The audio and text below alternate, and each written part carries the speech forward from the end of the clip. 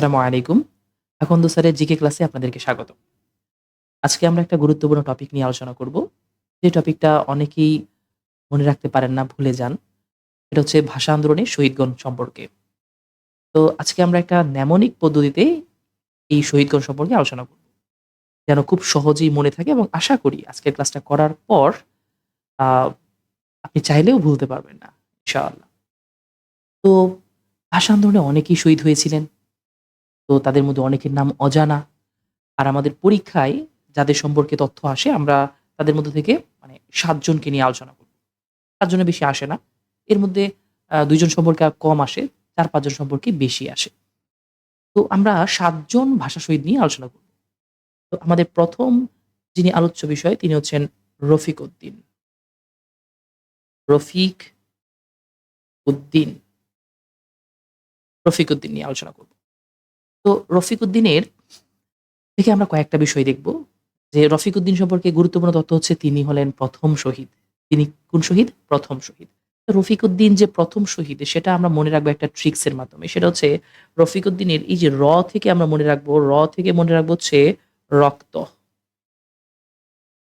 রক্ত। যিনি ১ম রক্ত দেন, যিনি ১ম রক্ত দেন তিনি হচ্ছেন কে?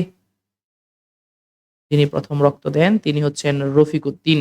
ভাষা আন্দোলনে যিনি ১ম শহীদ হয়েছিলেন তার নাম হচ্ছে রফিক উদ্দিন। ভাষা আন্দোলনের ১ম শহীদের নাম কি? রফিক উদ্দিন। তো আমরা বলতে পারি যে ভাষা আন্দোলনের ১ম শহীদ কে?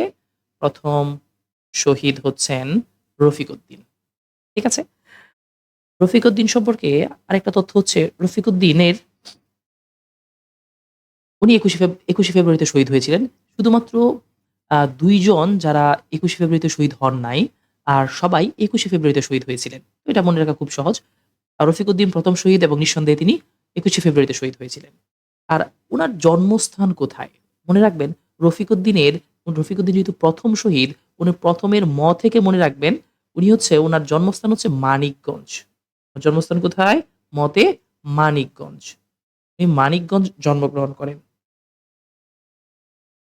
উনার জন্মস্থান কোথায়? মানিকগঞ্জ। উনার পেশা কি ছিল? রফিকুদ্দিনের পেশা কি ছিল?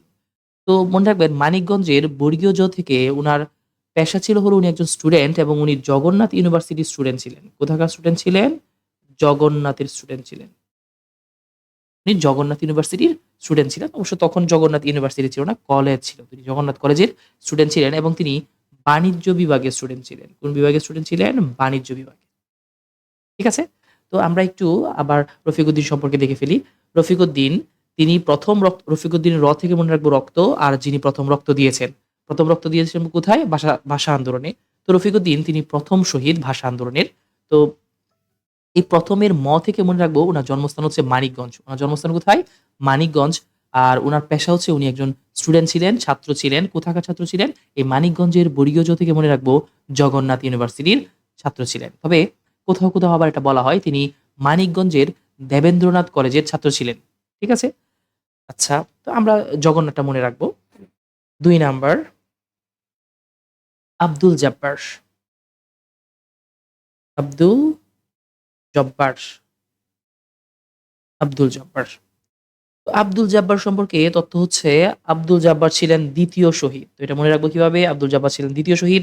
আব্দুলের এই যে থেকে মনে রাখবো, থেকে ২ মানে তিনি ছিলেন ২ নাম্বার শহীদ বা আমরা বলতে পারি তিনি ছিলেন ২য় শহীদ। আব্দুল জাব্বার কি ছিলেন? তিনি ছিলেন ২য় শহীদ। আব্দুল জাব্বারের পেশা কি ছিল? উনার পেশা ছিল এই যে এখান থেকে আর এখান থেকে বর্গীয় জ। মনে রাখবেন আব্দুলের এবং জব্বারের বর্গীয় জ। এই ২ টা মিলিয়ে আমরা মনে রাখবো হচ্ছে দর্জি। আব্দুলের পেশা কি ছিল? আব্দুলের পেশা ছিল তিনি ছিলেন একজন পেশায় ছিলেন একজন দর্জি। উনার পেশা কি ছিল? উনার পেশা ছিল হলো উনি ছিলেন দর্জি। আব্দুলের উনার জন্ম কোথায়? আব্দুল জাব্বার জন্মগ্রহণ করেন। এটা মনে রাখবেন একটু অন্যভাবে। সাধারণত আমরা আব্দুল জাব্বার গফুর এরকম নামগুলো বলে থাকি। কি নাম বলে থাকি? আব্দুল জব্বার গফুর। এটা একটু মনে রাখবেন যে উনার নামের সাথে আমরা গফুর শব্দটাকে যুক্ত করে দিয়েছি। নরমালি আব্দুল জাব্বার গফুর বা জব্বারের সাথে গফুর কথাটা থাকে। তো এখান থেকে মনে রাখবো যে উনার এই গফুর থেকে একটু মনে রাখবো আব্দুল জব্বার উনার জন্ম ছিল হচ্ছে গফরগাঁও। আর গফরগাঁও কোথায় অবস্থিত? গফরগাঁও হচ্ছে ময়মনসিংহ জেলায় অবস্থিত। আমার জেলা। ময়মনসিংহ আমরা বলি ময়মনসিংহ। গফরগাঁও। ঠিক আছে? তো আব্দুল জব্বার গফুর আর উনার জন্ম হচ্ছে গফরগাঁও। গফরগাঁও কোথায়? গফরগাঁও হচ্ছে ময়মনসিংহ বা ময়মনসিংহ। ময়মন আর আমাদের মানে লোকাল ভাষায় ময়মনসিংহকে কি বলা হয় জানেন? ময়শিং। ময়মনসিংহ বা ময়শিং। ঠিক আছে? আচ্ছা, ৩ নাম্বার।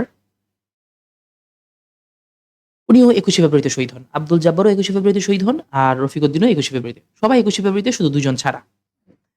৩ নাম্বার হচ্ছে আমরা আলোচনা করব হচ্ছে আবুল বরকত। আবুল বরকত। আবুল বরকতের বেশ কিছু তথ্য আমরা দেখব। আবুল বরকতের ডাকনাম কি? আবুল বরকতের ডাকনাম হচ্ছে আবাই। সেটা মনে রাখবো কিভাবে? আবুলের আবু আর আবু থেকে আবাই। তো আবুল বরকতের ডাকনাম হচ্ছে আবাই। উনার ডাকনাম কি? উনার ডাকনাম হচ্ছে আবাই। আবাই। আর আবুল বরকতের পেশা কি ছিল? আবুল বরকতের পেশা ছিল উনি একজন ছাত্র ছিলেন এবং উনি ঢাকা ইউনিভার্সিটির ছাত্র ছিলেন। তো এটা আমরা মনে রাখবো কিভাবে? মনে রাখবেন আবুল বরকত ওই সময় বাংলাদেশে ঢাকা ইউনিভার্সিটি ছিল। তো ঢাকা ইউনিভার্সিটি চান্স পাওয়া অবশ্যই তখন অনেক কঠিন ছিল, অনেক কঠিন ছিল।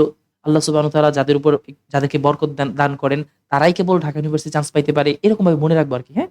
তো আল্লাহ তাআলা আবুল বরকতকে বরকত দিয়েছিলেন যার কারণে তিনি ঢাকা ইউনিভার্সিটিতে বা ডিইউতে পড়তে পেরেছিলেন। তো তার পেশা কি ছিল? তিনি ছিলেন একজন ছাত্র। কোথাকার ছাত্র ছিলেন? তিনি ডিইউ এর ছাত্র ছিলেন। ঠিক আছে? আর উনার আ আরেকটা বিষয় মনে রাখবো হচ্ছে উনার জন্মস্থান কোথায়? তো উনার জন্মস্থানের জন্য আমরা আরেকটা ট্রিকস মনে রাখবো। বরকত কারা পায়? যারা মুর্শিদরা আল্লাহ তাআলা বরকত পায়। এটা মনে রাখার স্বার্থে আল্লাহ তাআলা মাফ করুক যদি অন্য কিছু মিনিং না হয়। তো মুর্শিদরা কি পায়? বরকত পায়। সেখান থেকে আমরা মনে রাখবো যে আবুল বরকতের জন্ম হচ্ছে মুর্শিদাবাদ। কোথায়? মুর্শিদাবাদ। উনার জন্ম হচ্ছে মুর্শিদাবাদ। এই থেকে আবার মনে রাখবো হচ্ছে বাবলা। মুর্শিদাবাদের বাবলা গ্রামে তিনি জন্মগ্রহণ করেন। কোথায় জন্মগ্রহণ করেন? মুর্শিদাবাদের বাবলা গ্রামে। ঠিক আছে? আর টপিক এখান থেকে একটু মনে রাখবো, একটু তথ্যটা মনে রাখবো। সেটা হচ্ছে আবুল বরকত তিনি ২০০০ সালে মরণোত্তর ২১শে পদক লাভ করেন। কত সালে? ২০০০ সালে মরণোত্তর ২১শে পদক লাভ করেন আবুল বরকত। ওকে? তো আমরা যাই পরবর্তী। এরপরে আসেন আব ৪ নাম্বার আব্দুল আউয়াল। আব্দুল আওয়াল,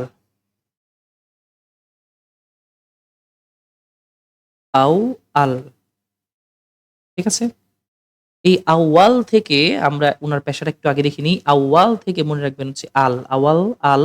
আল থেকে হচ্ছে আল, চাল, চাল থেকে চালক। তো আব্দুল আওয়াল, আওয়াল মানে হচ্ছে আল চাল থেকে চালক। তিনি ছিলেন একজন চালক। তিনি কিসের চালক ছিলেন? তিনি ছিলেন আসলে রিক্সা চালক। উনার পেশা কি ছিল? উনি ছিল হচ্ছে একজন রিক্সা চালক এবং তিনি সশস্ত্র বাহিনীর মোটর গাড়ির চাপায় বা গাড়ির চাপায় মৃত্যুবরণ করেন বা শহীদ হন। ঠিক আছে? আব্দুল আওয়াল তিনি রিক্সা চালক ছিলেন এবং সশস্ত্র বাহিনীর মোটর গাড়ির চাপায় তিনি শহীদ হন। উনার জন্মস্থান কোথায়? খেয়াল করে দেখেন তখন ১৯৫২ সালে তখন রিক্সা কোথায় চলতে পারে? ঢাকায়। আর উনার বাড়ি অবশ্যই তখন কোথায় ছিল? ঢাকার আশেপাশে। তো উনার বাড়ি ছিল ঢাকা গ্যান্ডারিয়া। ঢাকার গ্যান্ডারিয়াতে উনার বাড়ি ছিল। গ্যান্ডারিয়া, ঢাকা। ঠিক আছে? উনার জন্মস্থান হচ্ছে কোথায়? গ্যান্ডারিয়া, ঢাকা। পরে ৫ নাম্বার শফিউর রহমান। শফিউর। শফিউর রহমান সম্পর্কে কতগুলো তথ্য। শফিউর রহমান সম্পর্কে তথ্যগুলোর মনে রাখার একটা ট্রিকস হচ্ছে এই তে মনে রাখবেন উচ্চ। উতে উচ্চ, উচ্চ মানে হচ্ছে হাই। উচ্চ মানে কি? হাই। তো এই শফিউর রহমানের পেশা ছিল তিনি হাইতে মনে রাখবেন হাইকোর্টের কেরানি ছিলেন। তিনি কি ছিলেন? হাইকোর্টের কেরানি। দেখেন শফিউরের থেকে মনে রাখবেন উচ্চ, উচ্চ মানে হাই আর হাই থেকে শফিউর রহমান ছিলেন হাইকোর্টের কেরানি। তিনি কি ছিলেন? হাইকোর্টের কেরানি। উচ্চ মানে হাই আর হাই থেকে কি? হাইকোর্ট। এই শফিউর রহমানের থেকে উচ্চ, এই উচ্চ থেকে আরো কিছু কাহিনী আছে। উনার অন্যান্যরা সবাই শহীদ হয়েছিল ২১শে ফেব্রুয়ারি। উনি তার থেকে একটু উচ্চ লেভেলে চলে গিয়েছিলেন। তিনি শহীদ হয়েছিলেন ২২ ফেব্রুয়ারি। তিনি কত তারিখে শহীদ হয়েছিলেন? ২২ ফেব্রুয়ারি। তিনি কত তারিখে শহীদ হয়েছিলেন? ২২ ফেব্রুয়ারিতে। শফিউর রহমানের মানে উনার মৃত্যুও হয়েছে একটু উঁচুতে, আর উনার জন্মস্থানটাও না আরেকটু উঁচুতে। আপনি ৭১ সালের পর থেকে যে ২৫ সাল পর্যন্ত সবচাইতে উঁচু মানের বছর কোনটা? আমার মতে হচ্ছে ২৪ সাল। তো উনি এই ২২ এর পরে আরেকটু উঁচুতে অর্থাৎ ২৪ পরগনা জেলায় জন্মগ্রহণ করেন। ২৪ পরগনা। তিনি ২৪ পরগনা জেলার আ কোন্নগরে জন্মগ্রহণ করেন। ২৪ পরগনা জেলার কোথায়? কোন্নগরে জন্মগ্রহণ করেন। ২৪ পরগনা জেলার কোন্নগরে তিনি জন্মগ্রহণ করেন। তো আমরা একটু মনে রাখবো একটু উঁচু কি ২২, ২৪ শফিউর রহমানের সবই উঁচু। তিনি উচ্চতে হাইকোর্টের কেরানি ছিলেন। তিনি স্বাভাবিক যারা ২১শে ফেব্রুয়ারি মৃত্যুবরণ করেছেন বা শহীদ হয়েছেন তার চাইতেও উনি আরেকটু উঁচুতে মানে ২২ ফেব্রুয়ারি শহীদ হয়েছেন।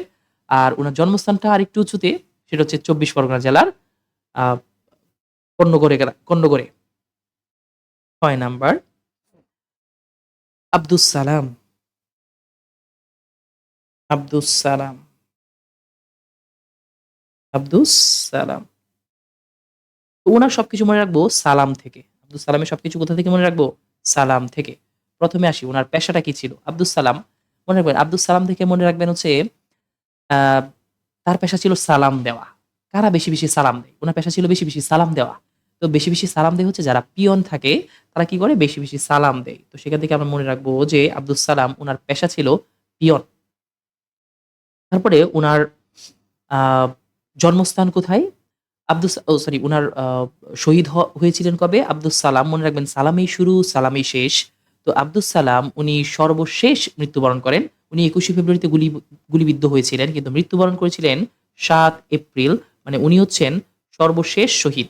উনি কি ছিলেন? সর্বশেষ শহীদ ছিলেন হচ্ছে কে? আব্দুস সালাম। উনার জন্মস্থানটা কোথায়? মনে রাখবেন, আপনি যদি কারো সাথে ভালোবাসা তৈরি করতে চান, তাহলে তাকে বেশি সালাম দিতে হবে। আপনার প্রতি কারো যদি মানে আপনি দেখেন যে কেউ আপনাকে পছন্দ করে না, কোন একজন স্পেসিফিক, তো আপনি তাকে বেশি সালাম দিবেন। একসময় দেখবেন যে তার আপনার প্রতি একটা দরদ, একটা মায়া, একটা মহাব্বত তৈরি হয়ে গিয়েছে বা সে আপনার প্রতি ফিদা হয়ে গিয়েছে। বেশি সালাম দিলে কি হয়ে যাবে কেউ? বেশি সালাম দিলে সে আপনার প্রতি ফিদা হয়ে যাবে। এই ফিদাতে মনে রাখবেন ফেনীর ফেনীর দাগনভূঞা গ্রামে তিনি জন্মগ্রহণ করেন। ফেনীর কোথায়? সরি এই ফিদাতে মনে রাখবেন সালাম দিলে ফিদা হয়ে যাবে। আর এখান থেকে মনে রাখবেন তিনি কোথায় জন্মগ্রহণ করেছিলেন? ফেনীর দাগনভূঞা গ্রামে। দাগনভূঞা বা ভুয়া বানানটা একটু দেখে নিয়েন। দাগনভূঞা গ্রামে, হ্যাঁ? তিনি ফেনীর দাগনভূঞা গ্রামে জন্মগ্রহণ করেন। ঠিক আছে? এরপরে আসি আমাদের ৭ নাম্বার এবং সর্বশেষ তিনি হচ্ছেন অলিউল্লাহ বা ওয়ালিউল্লাহ যাই বলেন। ওয়ালিউল্লাহ। এই ওয়ালিউল্লাহ সম্পর্কে তথ্যগুলো আমরা মনে রাখবো কিভাবে? এই অলি থেকে মনে রাখবো। মনে রাখবেন বর্তমানে কেউ অলি হয়ে যাবে এটা একটু কঠিন ব্যাপার। তবে আ বর্তমানে অলি হইতে পারে, আল্লাহ তাআলার কাছে পছন্দনীয় হইতে পারে। তারা কারা? যারা শিশু, যাদের কোনো তেমন গুনাহ নাই। শিশুরা অলি হইতে পারে বা তাদের কোনো গুনাহ নাই যেহেতু তারা আল্লাহ তাআলার কাছে পছন্দনীয়। তো এই অলিউল্লাহ থেকে মনে রাখবেন তিনি আল্লাহ তাআলার আ অলি মানে হচ্ছে শিশু, যারা শিশুরাই অলি হইতে পারে। তো উনি ছিলেন হচ্ছে শিশু শ্রমিক। এই অলি থেকে মনে রাখবেন বর্তমানে অলি কারা হইতে পারে? শিশুরা অলি হইতে পারে। আর অলিউল্লাহ তিনি ছিলেন শিশু শ্রমিক। শিশু থেকে মনে রাখবেন কি? শিশু শ্রমিক। উনার পেশা ছিল কি? শিশু শ্রমিক। আর যেহেতু উনি শিশু ছিলেন, তাহলে উনি ছিলেন সর্বকনিষ্ঠ। উনি ছিলেন কি? সর্বকনিষ্ঠ শহীদ। সর্বকনিষ্ঠ শহীদ ছিলেন কে? সর্বকনিষ্ঠ শহীদ ছিলেন হচ্ছে এই অলিউল্লাহ। ঠিক আছে? সর্বকনিষ্ঠ শহীদ। তো আশা করি তথ্যগুলো মনে রাখাটা খুব বেশি আ ব্যাক পেতে হবে না। তথ্যগুলো মনে রাখতে খুব সহজে মনে রাখতে পারবেন। একবার শুধু ভিডিওটা মনোযোগ সহকারে দেখবেন, তারপর একবার একটু রিডিং পড়ে নিবেন। ইনশাআল্লাহ সবগুলো তথ্য খুব সুন্দর করে মনে থাকবে। ঠিক আছে? তো নেক্সট ক্লাসের জন্য আবার আমন্ত্রণ রইল। ভিডিওটা সুন্দর করে দেখবেন। পছন্দ হলে লাইক, কমেন্ট, শেয়ার করে দিবেন। আপনাদের ফ্রেন্ডদেরকে আ মেনশন করে দিবেন। ঠিক আছে? আসসালামু আলাইকুম ওয়া রাহমাতুল্লাহ।